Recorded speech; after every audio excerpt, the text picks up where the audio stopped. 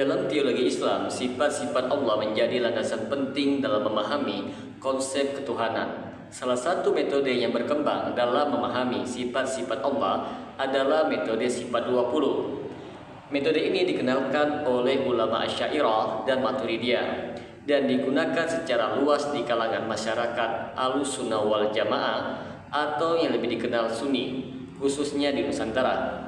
Namun dari perspektif manhaj salaf, metode sifat 20 ini dipandang memiliki beberapa penyimpangan. Mau tahu apa itu?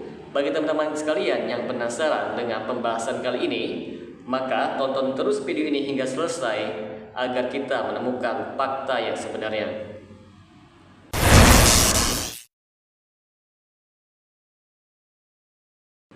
Assalamualaikum warahmatullahi wabarakatuh. Jumpa lagi dengan saya Rio Mulyadi di channel Manhaj Dakwah. Pada episode kali ini kita akan membahas tentang sifat 20 dalam perspektif manhaj salaf. Sebelum kita membahas penyimpangan apa saja di dalam sifat 20, ada sebaiknya kita mengetahui apa itu sifat 20. Sifat 20 adalah metode yang merujuk kepada 20 sifat wajib bagi Allah yang pertama kali dirumuskan oleh ulama Asy'ariyah. Tujuannya ialah untuk memberikan pemahaman yang mudah bagi umat Islam tentang konsep ketuhanan dan sifat-sifat Allah yang wajib diyakini. Di sini akan kita bawakan 20 sifat wajib Allah dalam pandangan Asy'ariyah. Yang pertama, wujud, qidam, baqa, mukhalafatul lil hadis, qiyamuhu bi nafsihi, wahdaniyah, qudrah, irada, ilmu, hayat, sama', basar, kalam, qadiran, muridan, aliman, hayat, sami'an, basiran, dan mutakaliman.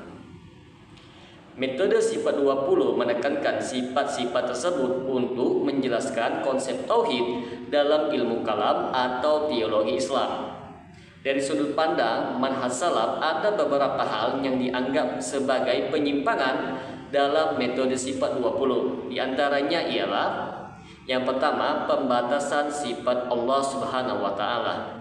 Menurut manhaj salaf, membatasi sifat Allah hanya pada 20 sifat dianggap keliru. Allah memiliki lebih banyak sifat yang disebutkan di dalam Al-Quran dan hadis, seperti sifat Ar-Rahman, Ar-Rahim, Al-Malik, Al-Qudus, dan lain sebagainya.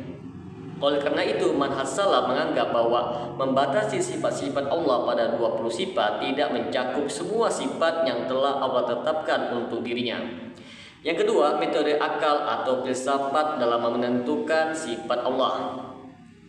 Pendekatan sifat 20 menggunakan pendekatan filsafat dan logika akal untuk memahami sifat-sifat Allah yang dianggap menyimpang oleh manhaj salaf.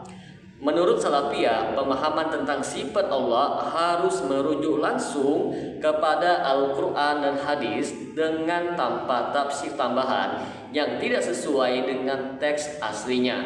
Hal ini karena akal manusia dianggap terbatas dan tidak mungkin mampu memahami hakikat Allah yang sebenarnya tanpa bimbingan wahyu. Yang ketiga, ta'wil sifat Allah. Salah satu karakteristik metode sifat 20 adalah kecenderungan untuk menakwilkan atau mentakwil sifat-sifat Allah yang dianggap sensitif jika dipahami secara literal. Misalnya sifat yadullah, yaitu tangan Allah, ditakwilkan sebagai kekuasaan atau kehendak Allah, bukan tangan dalam arti literal. Namun manhaj salaf berpendapat bahwa takwil seperti ini tidak sesuai dengan prinsip beriman kepada nama dan sifat Allah Subhanahu wa taala sebagaimana yang disebutkan dalam nas tanpa menambah ataupun mengurangi maknanya. Bagi manhaj salaf, jika Allah menyebutkan tangan untuk dirinya, maka mereka menerimanya sesuai dengan lafaz yang ada tanpa menyerupakan dengan makhluk. Yang keempat, tasbih dan ta'til. Manhaj salaf juga menolak segala bentuk penyamaan seperti tasbih sifat Allah dengan sifat makhluknya, sekaligus menolak penafian atau penghapusan ta'til sifat-sifat Allah. Dalam pandangan Salafiyah, metode sifat 20 cenderung terjebak kepada salah satu dari keduanya. menafikan atau menakwilkan sifat tertentu demi menghindari tasybih. Padahal dalam konsep salaf, seorang muslim hanya perlu beriman tanpa perlu mempertanyakan hakikat dari sifat tersebut. Yang kelima, menyalahi metode pemahaman sahabat dan salafus saleh. Manhaj salaf berpendapat bahwa pemahaman tentang sifat-sifat Allah harus mengikuti metode sahabat dan salafus saleh. Mereka tidak mengkategorikan sifat-sifat Allah atau mengelompokkannya secara logis, filosofis seperti dalam metode sifat 20. Sebaliknya, mereka meyakini sifat-sifat Allah apa adanya sebagaimana disebutkan di dalam Al-Quran dan hadis tanpa perlu diatur atau diklasifikasikan secara khusus. Perlu kita ketahui bersama teman-teman sekalian, dalam manhaj salaf, prinsip utama dalam memahami sifat-sifat Allah ialah yang pertama, iman tanpa tafsir. Beriman kepada semua yang disebutkan di dalam Al-Quran dan Sunnah tanpa tafsir tambahan yang merubah makna yang asal. Yang kedua, tanpa ta'rif dan ta'til. Tidak mengubah lafaz atau menolak sifat-sifat Allah yang disebutkan di dalam Al-Quran dan hadis. Yang ketiga, tanpa takyif dan tasybih. Tidak memvisualisasikan atau menyerupakan sifat Allah dengan sifat makhluknya. Yang keempat, berpegang teguh pada Al-Quran dan As-Sunnah. Memahami sifat Allah berdasarkan dalil-dalil nas tanpa tambahan interpretasi yang tidak berasal dari teks yang asli. Teman-teman sekalian, di sini akan kita bawakan kritikan manhaj salaf terhadap ilmu kalam. Metode sifat 20 sangat terkait dengan ilmu kalam, yaitu teologi Islam spekulatif yang dikembangkan oleh ulama Asy'ariyah dan Maturidiyah.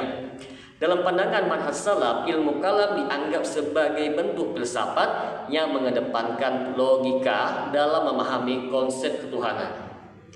Manhaj salaf cenderung menghindari pendekatan ini karena dapat menimbulkan pertentangan antara akal dan wahyu serta berpotensi mengakibatkan keraguan dalam beriman kepada sifat-sifat Allah.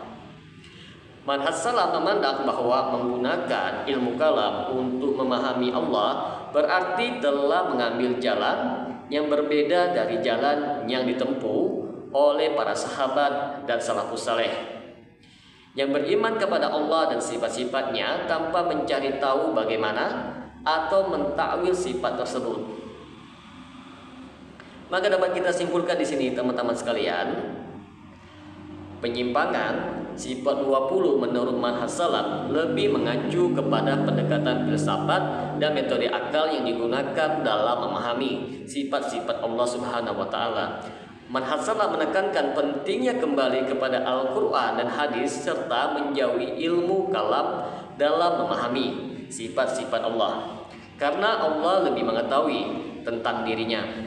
Prinsip ini didasarkan kepada kepercayaan bahwa wahyu yang Allah turunkan sudah mencukupi sebagai pedoman hidup manusia tanpa perlu dicampuri logika ataupun filsafat tambahan. Semoga dengan sedikit penjelasan ini dapat memberikan manfaat bagi teman-teman sekalian, dan apabila channel ini dapat memberikan manfaat bagi teman-teman sekalian, silakan subscribe dan share. Semoga bermanfaat. Assalamualaikum warahmatullahi wabarakatuh.